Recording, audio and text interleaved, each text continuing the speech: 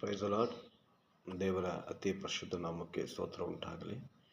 ಈ ಮುಂಜಾನೆ ಒಂದು ಚಿಕ್ಕ ಸಂದೇಶದೊಟ್ಟಿಗೆ ನಿಮ್ಮೊಂದಿಗೆ ಬರಲಿಕ್ಕೆ ದೇವರು ಕೃಪೆ ಮಾಡಿದ್ದಕ್ಕಾಗಿ ಸ್ತೋತ್ರ.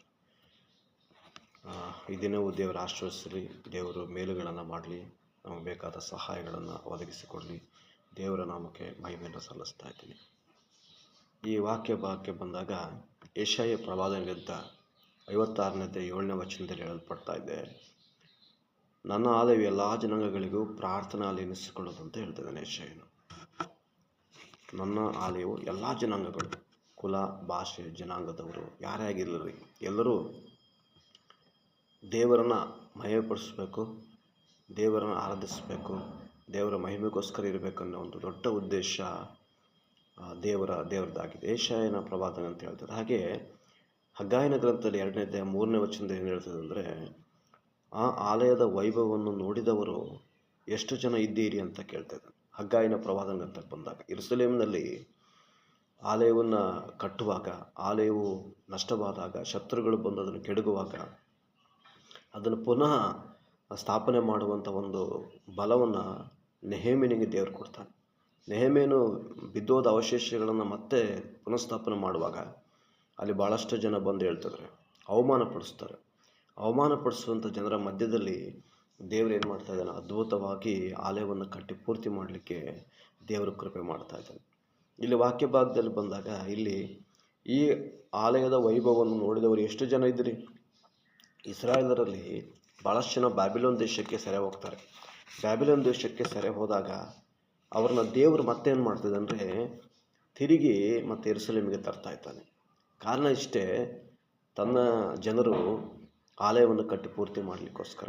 ಆ ವಾಕ್ಯ ಭಾಗದಲ್ಲಿ ಎಜ್ರನ ಗ್ರಂಥಕ್ಕೆ ಬಂದಾಗ ಅಲ್ಲಿ ಸ್ಪಷ್ಟವಾಗಿ ಬರೆಯಲ್ಪಡ್ತದೆ, ಅನೇಕ ರಾಜರುಗಳು ಬರ್ತಾರೆ, ಅದನ್ನು ಸಹಾಯ ಕಟ್ಟಲಿಕ್ಕೆ ಅವರಿಗೆ ಬೇಕಾದಂಥ ಜೊತೆಯಾಗಿ ನಿಲ್ಲಲಿಕ್ಕೆ ಪ್ರೋತ್ಸಾಹ ಬರುತ್ತೆ. ದೇವರು ಒಬ್ಬೊಬ್ಬರನ್ನ ಒಂದು ಎಬ್ಬಿಸ್ತಾರೆ ಇಸ್ರಾಯೇಲರಿಗೋಸ್ಕರ.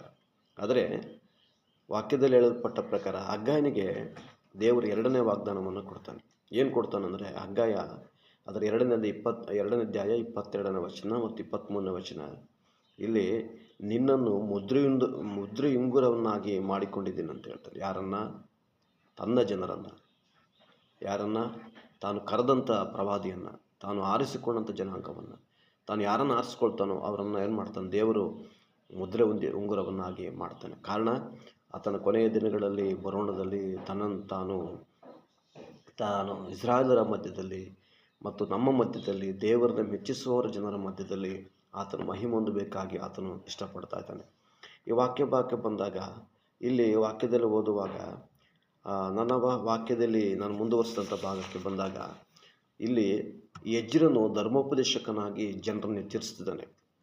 ಧರ್ಮವನ್ನು ಉಪದೇಶ ಮಾಡುತ್ತಾ ಇಸ್ರಾಯೇಲನ್ನು ಎಚ್ಚರಿಸ್ತಿದ್ದಾನೆ. ಇಲ್ಲಿ ಯೆಹೋಶುವನು ಮಹಾಯಾಜಕನಾಗಿ ತನ್ನ ಕಾರ್ಯವನ್ನು ಅಲ್ಲಿ ನಿರ್ವಹಿಸ್ತಾ ಇದ್ದಾನೆ. 3ನೇದು ಹಗ್ಗಾಯನು ಪ್ರವಾದಿಯಾಗಿ ಮಾಡ್ತಾ ಇದ್ದಾನೆ. ಇಲ್ಲಿ ಒಬ್ಬ ಉಪದೇಶಕನೂ ಬೇಕು, ಒಬ್ಬ ತನ್ನ ಜನರ ಬಲಿಗಳನ್ನು ಸಮರ್ಪಣೆ ಮಾಡ್ಕೊಳ್ಳಿಕ್ಕೆ ಒಬ್ಬ ಯಾಜಕನೂ ಬೇಕು, ಆಮೇಲೆ ಅವ್ರನ್ನ ಎಚ್ಚರಿಸಲಿಕ್ಕೆ ಒಬ್ಬ ಪ್ರವಾದಿ ಬೇಕು. ದೇವರು ಈ 3 ಹಂತಗಳಲ್ಲಿ ಜನರನ್ನು ತೆಗೆದುಕೊಂಡು ಹೋಗ್ತಾ ಇದ್ದಾನೆ. ಇಲ್ಲಿ ನನ್ನ ವಾಕ್ಯ ಬಂದಾಗ ಎಜ್ರನು ಜನರನ್ನು ಎಚ್ಚರಿಸಿದಾಗ ಕೇಳದಿರುವ ಸಮಯಕ್ಕೆ ಹಗ್ಗಾಯನ ಮೂಲಕ ದೇವರು ಎಚ್ಚರಿಸ್ತಾ ಇದ್ದಾನೆ. ಎಜ್ರನನ್ನು ದೇವರು ಎಬ್ಬಿಸ್ತಾನೆ. ಎಜ್ರನು ಧರ್ಮೋಪದೇಶಕ. ಅದರ ನಂತರ ಜನರು ಮಾತು ಕೇಳದಿದ್ದಾಗ ಆಮೇಲೆ ತದನಂತರ ದೇವರು ಹಗ್ಗಾಯನನ್ನು ಎಬ್ಬಿಸ್ತಾ ಇದ್ದಾನೆ. ಹಗ್ಗಾಯವನ್ನು ಎಬ್ಬಿಸಿದಾಗ ಹಗ್ಗಾಯ ಗ್ರಂಥ 1ನೇ ಅಧ್ಯಾಯ 2ನೇ ವಚನ ಹೇಳಲ್ಪಟ್ಟ ಪ್ರಕಾರ ದೇವಾಲಯವನ್ನು ಪುನಃ ಕಟ್ಟಲು ಅವರಿಗೆ ಎಚ್ಚರಿಕೆಯನ್ನು ಕೊಡ್ತಾನೆ ದೇವರು ಹಗ್ಗಾಯನ ಮೂಲಕ. ನೀವು ಕಟ್ಟಬೇಕು, ಇದನ್ನು ಪೂರ್ತಿ ಮಾಡಬೇಕಂತ ಹೇಳ್ತಾ ಇದ್ದಾನೆ. ಇವತ್ತು ಇಸ್ರಾಯೇಲರು ಆಲಯವನ್ನು ಕಟ್ಟುವುದು ನಿಲ್ಲಿಸಿ ತಮ್ಮ ಮನೆಗಳನ್ನು ಕಟ್ಟಿಕೊಳ್ತಾ ಇದ್ದಾರೆ. ಅದಕ್ಕೆ ಹಗ್ಗಾಯನನ್ನು ಎಚ್ಚರಿಸ್ತಾ ಹೇಳ್ತಿದ್ದಾನೆ. ಹಗ್ಗಾಯನ ಮೂಲಕ ಇಸ್ರಾಯೇಲನ್ನು ಎಚ್ಚರಿಸ್ತಿದ್ದಾರೆ. ಅವ್ರಿಗೆ ಬಂದಂಥ ಕಾಣಿಕೆಗಳಿಂದ, ಬಂದಂಥ ಆದಾಯಗಳಿಂದ ದೇವರು ಹೇಳ್ತಾರೆ, ಈ ಯೆರೂಸಲೇಮಿನ ಆಲಯವನ್ನು ಕಟ್ಟಿ ಪೂರ್ತಿ ಮಾಡಿ ಅಂತಾರೆ. ಅಂದರೆ ಇಸ್ರಾಯೇಲರು ಏನು ಮಾಡ್ತಾ ಇದ್ದಾರೆ, ತಮ್ಮ ಮನೆಗಳನ್ನು ಕಟ್ಟಿಕೊಳ್ಳೋದು ಹಗ್ಗಾಯನ ಪ್ರವಾದನೆಗಳಂತೆಲ್ಲ ಸ್ಪಷ್ಟವಾಗಿ ಬರೆಯಲ್ಪಡ್ತಾ ಇದೆ. ಇಲ್ಲಿ ಹೇಳ್ತದಲ್ಲ, ಆಲಯ ಹಾಳು ಬಿದ್ದಿದೆ. 2ನೇದು, ಮನೆಯ ಒಳಗೋಡೆಗಳು ಹಲಗೆಯಿಂದ ಹೊದಿಸಿಕೊಂಡಿದ್ದೀರಿ. 3ನೇದು, ಬಿತ್ತಿದ ಬೀಜ ಆದರೆ ಬಿತ್ತಿದ ಬೀಜ ಬಹಳ, ಆದರೆ ಫಲ ಸ್ವಲ್ಪ. ನಾವು ದೇವರಿಗಾಗಿ ನಿಂತರೆ, ದೇವರಿಗಾಗಿ ನಾವೇನಾದರೂ ಮಾಡಿದ್ರೆ ನಮಗಾಗಿ ದೇವರೇನಾದರೂ ಮಾಡ್ತಾರೆ. ದೇವರಿಗೋಸ್ಕರ ನೀವು ಧೈರ್ಯವಾಗಿ ನಿಂತರೆ, ದೇವರನ್ನ ಮಹಿಮೆಪಡಿಸುವವರಾಗಿ ನಿಂತರೆ, ದೇವರು ನಿಮ್ಮ ಲೈಫಲ್ಲಿ ದೇವರು ಅದನ್ನು ಮಾಡಲಿಕ್ಕಿದ್ದಾನೆ. ಇಲ್ಲಿ ಆಲಯವನ್ನು ಕಟ್ಟರಿ ಅಂತ ದೇವರವ್ರನ್ನ ಬಿಡುಗಡೆ ಮಾಡಿ ಸೆರೆಮನೆಯಿಂದ, ಬ್ಯಾಬಿಲೋನ್ನಿಂದ ಅವನು ಬಿಡಿಸಿ ದೇವರು ವಾಪಸ್ ಅವ್ರನ್ನ ಯೆರೂಸಲೇಮಿಗೆ ಕಳಿಸ್ಕೊಡುವಾಗ ಇವರೇನು ಮಾಡ್ತಿದ್ದಾರೆ, ಅವ್ರಿಗೆ ಬಂದಂಥ ಈ ಆದಾಯದಲ್ಲಿ ಬಂದಂಥದ್ದನ್ನು ನೋಡಿ ಅವ್ರೇನು ಮಾಡ್ತಾರೆ, ಮನೆಗಳನ್ನು ಹಲಿಗೆಗಳಿಂದ ಒದಗಿಸ್ಕೊಂಡು ಒಳ್ಳೊಳ್ಳೆಯ ಸುಂದರವಾದ ಮನೆಗಳನ್ನು ಕಟ್ಟಿಕೊಳ್ತಾ ಇದ್ದಾರೆ. ಅದಕ್ಕೆ ದೇವರು ಎಚ್ಚರಿಸ್ತಾರೆ ಹಗ್ಗಾಯನ ಮೂಲಕ, ಈಗ ಮನೆಯನ್ನು ಕಟ್ಟುವ ಸಮಯವೋ, ನಿಮ್ಮ ಮನೆಗಳನ್ನು ಕಟ್ಕೊಳ್ತಾ ಇದ್ದೀರಿ, ಆಲಯ ಹಾಳು ಬಿದ್ದಿದೆ ಅಲ್ವಾ. ಮೊದಲೇನು ಕಟ್ಕೋಬೇಕ್ರಿ, ಅಲ್ಲಿ ಬಿದ್ದು ಹೋದಂಥ ಆಲಯವನ್ನು ಕಟ್ಟಲಿಕ್ಕಾಗಿ ಇವನು ಸೆರೆಮನೆಯಿಂದ ದೇವರು ತಂದರೆ, ಇವರು ತಮ್ಮ ಸ್ವಂತ ಕೆಲಸಗಳನ್ನು ಮಾಡ್ಕೊಳ್ತಾ ಇದ್ದಾರೆ.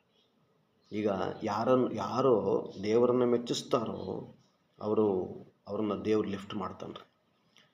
ಇಲ್ಲಿ ಕೊರಿಂಥ ಪತ್ರಿಕೆಯಲ್ಲಿ 1 ಕೊರಿಂಥ 3:16-17 ಪೌಲ್ ಹೇಳ್ತಿದ್ದಾನೆ, ನೀವೇ ದೇವರ ಆಲಯವಾಗಿದ್ದೀರಿ, ನಿಮ್ಮಲ್ಲಿ ದೇವರ ಆತ್ಮನ ವಾಸ ಮಾಡ್ತಾನೆ ಎಂಬುದಾಗಿ ಗೊತ್ತಿಲ್ವ. ಯಾವನಾದರೂ ದೇವರ ಆಲಯವನ್ನು ಹಾಳು ಮಾಡಿದ್ರೆ ದೇವರು ನಿಮ್ಮನ್ನು ಹಾಳು ಮಾಡ್ತಾನೆ ಅಂತೇಳಿ ಒಂದು ಮಾತು ಬರೆಯಲ್ಪಡ್ತದೆ.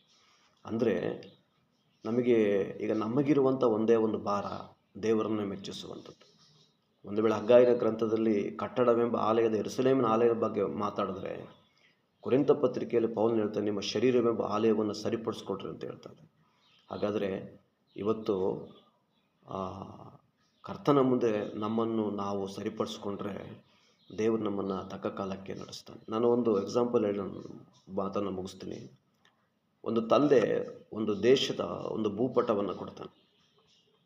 ಭೂಪಟವನ್ನು ಕೊಟ್ಟಾಗ ಆ ಭೂಪಟವನ್ನು ಅದೆಲ್ಲ ಬೇರೆ ಬೇರೆ ಸಪ್ರೇಟ್ ಆಗಿರುತ್ತೆ. ಅದನ್ನು ಒಟ್ಟುಗೂಡಿಸಿ ಒಂದು ಭೂಪಟವನ್ನು, ಒಂದು ಚಿತ್ರವನ್ನು ಸರಿಯಾಗಿ ಜೋಡಿಸ್ಬೇಕು. ಆವಾಗ ತಂದೆ ಆ ಮಗನಿಗೆ ಕೊಟ್ಟಾಗ ತಂದೆ ಅದನ್ನು ಕೆಲಸ ಅವನಿಗೆ ಕೊಟ್ಟು, ಕಾರ್ಯವನ್ನು ಕೊಟ್ಟು ತಂದೆ ಹೋಗ್ತಾರೆ. ಆವಾಗ ತಂದೆ ಬರೋದ್ರೊಳಗೆ ಆ ಮಗನೇನು ಮಾಡ್ತಾನೆ, ಭೂಪಟವನ್ನು ಚೆನ್ನಾಗಿ ಜೋಡಿಸಿಟ್ಟಿರ್ತಾನೆ. ಆವಾಗ ತಂದೆ ಬಂದು ಕೇಳ್ತಾರೆ, ಮಗನೇ ಎಷ್ಟು ಬೇಗ ಕೆಲಸ ಮಾಡಿದೆ, ಅದೆಷ್ಟು ಬೇಗ ಇದನ್ನು ಒಟ್ಟು ಮಾಡಿ ಸರಿಯಾಗಿ ಒಂದು ಭೂಪಟ ಎಲ್ಲ ಬೇರೆ ಬೇರೆ ಸಪ್ರೇಟ್ ಆಗಿದ್ದಂತ ನಾವು ಒಟ್ಟು ಮಾಡಿ ಸರಿ ಮಾಡಿದೆ ಅಂದಾಗ ಮಗ ಹೇಳ್ತಿದ್ದಾನೆ, ಅಪ್ಪ ಈ ಭೂಪಟದ ಕೆಳಗಡೆ ಏನಿದೆ ಗೊತ್ತಾ, ಒಬ್ಬ ಮನುಷ್ಯನ ಚಿತ್ರ ಇತ್ತು. ನಾನು ಮೊದಲು ಈ ಮನುಷ್ಯನನ್ನು ನೋಡಿದೆ, ಅದನ್ನು ಸರಿಯಾಗಿ ಜೋಡಿಸ್ದೆ, ಆಮೇಲೆ ಅದೇನಾಯಿತು, ಆ ಭೂಪಟ ಅದು ಸರಿಯಾಯಿತು ಅಂತ. ಹಾಗಾಗಿ ನಾನು ಹೇಳೋದು, ಯಾವುದು ಸರಿಯಾಗಿಲ್ವ ಅನ್ನೋದಕ್ಕಿಂತ ಮೊದಲು ನನ್ನನ್ನು ನಾನು ಸರಿಪಡಿಸ್ಕೊಂಡ್ರೆ ದೇವರು ಎಲ್ಲವನ್ನ ಮಾಡಲಿಕ್ಕೆ ಶಕ್ತನಾಗಿದ್ದಾನೆ. ಇವತ್ತು ನೀನು ದೇವರ ದೃಷ್ಟಿಯಲ್ಲಿ ಅಮೂಲ್ಯನೂ ಮಾನ್ಯನೂ ಪ್ರಿಯನೂ ಆಗಿರುವುದರಿಂದ ದೇವರು ನಿಮಗೆ ಏನೆಲ್ಲ ಮಾಡ್ತೀನಿ ಎಂಬುದಾಗಿ ಯೆಶಾಯ ಗ್ರಂಥದಲ್ಲಿ ಹೇಳಲ್ಪಡ್ತಾ ಇದ್ದಾನೆ.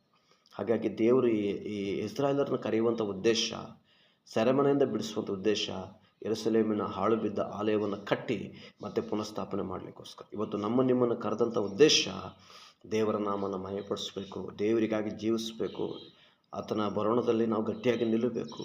ಅನೇಕ ಹೋರಾಟಗಳು, ಕಷ್ಟಗಳು, ಪರಿಸ್ಥಿತಿಗಳು ಬರುವಾಗ ಕರ್ತನಿಗಾಗಿ ನಿಲ್ಲಬೇಕೆಂಬುದಾಗಿ ಆತನ ನಮ್ಮ ವಿಷಯದಲ್ಲಿ ಇಷ್ಟಪಡ್ತಾರೆ. ಈ ಮುಂಜಾನೆ ಸಂದೇಶ ಭಾಗವನ್ನು ಕೊಡಲಿಕ್ಕೆ ದೇವರು ಕೊಟ್ಟಂಥ ಕೃಪೆಗಾಗಿ ಸ್ತೋತ್ರ. Thank you. Praise god.